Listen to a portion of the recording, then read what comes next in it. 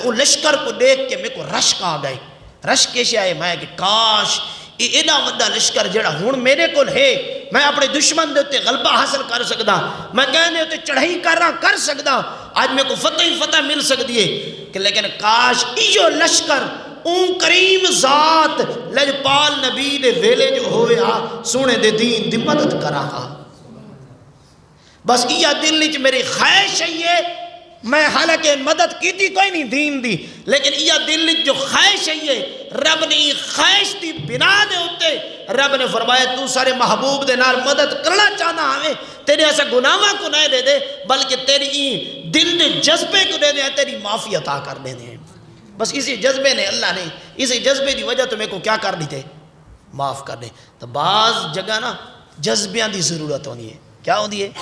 دین دے واسطے دین جذبے دے دے، دین دل دے دے، دین